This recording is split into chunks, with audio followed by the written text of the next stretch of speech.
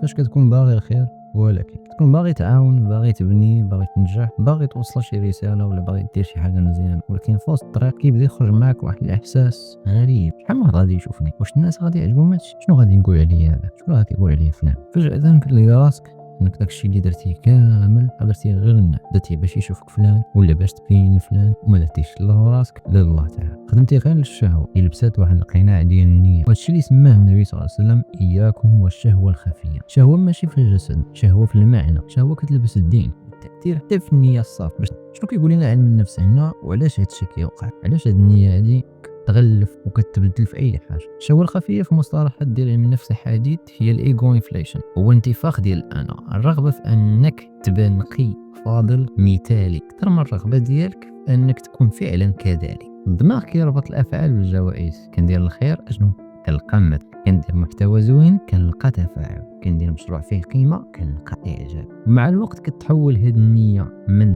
داخليه صادقه الى خارجيه او منتظره، وهنا كيدخل واحد الفساد ناعم ماشي في الجسد لكن في المعنى واللي منه كتعيش. شنو كيقولوا علماء الدين هنا؟ ابراج الريال كلما خفي الرياء كان اخطر. وابن القيم كيقول النيه الصادقه لا تهتم ان اثر العمل ام لا، أنها موقنة أن الله يرى. وهنا كنفهموا ماشي كل عمل هادف راه هو عمل صادق، وماشي كل خير راه فيه أجر. إلا النية كان فيها واحد الشهوة خفية، وهذه أخطر، أنك تفتخر بالتواضع وتجمل البكاء وتستعرض أنك خاشع وأنك نقي. وهادشي اللي قال النبي صلى الله عليه وسلم أخوف ما أخاف على أمتي الشرك الخفي. فسولوا الصحابة وكيف يا رسول الله؟ قال أن يقوم الرجل يصلي فيزين صلاته لما يرى من نظر الناس، يشوفوه الناس يقول كيفاش تحمي راسك من هاد الشهوة. وكتجي ماشي غير فصلك، كتجي في أي حاجة. والرياء شرك أصغر، ماشي شي حاجة اللي بصح كنحميو راسنا منها ماشي بالهروب وماشي بالخوف وماشي باعتزال ديال الناس، ولكن بالصدق مع النفس. كل مرة ندير شي حاجة نسول علاش درتها، واش كل ما شافني حتى واحد كنت غنديرها، ونرجع للخلوة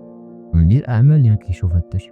وعلاش القيام الليل محبب؟ علاش وفيه اجر كثير؟ حيت ما كيشوفك حتى شي واحد، حيت صعيب واحد ما كيشوفك حتى شي واحد، حيت كتنوض لك كلشي ناس الوقت اللي كلشي. وديما جدد النيه ديالك، علاش درت، واش الا ما شافني حتى واحد كنت غنديرها. ولا حسيتي بواحد الشهوه ديال شهره تقدير ثناء ما تكرههاش ولكن ما تبعهاش، تبقاش تابعها. الا في السوشيال ميديا غتلقى كلشي تابع غاديك الشهوه. البدايه ديالهم راه كانت غير هكا، غير ميساج، غير كومونتير، بشويه بشويه الى الظلمات. ربي راه ما طلبش منك انك تكون معروف، طلب منك تكون صادق. واحيانا النور حقيقي راه كاين في بلايص اللي ما كيشوف فيها حتى واحد. ولا بغيتي تبني واحد العمل اللي كيبقى والنيه ما كطيحش، نجاح ما كيفسدش، راك محتاج تخدم على اعمق مرض اللي هو الشهوه اللي كتجي متنكره في واحد الثوب، واحد النيه صالحه. ولا بغيتي تفهم وتتحرر النيه ديالك وتفهم كيفاش تبني ذاتك الروحيه والنفسيه من الداخل، راه كاينه طريق، ولكن خليوها لباب خاص.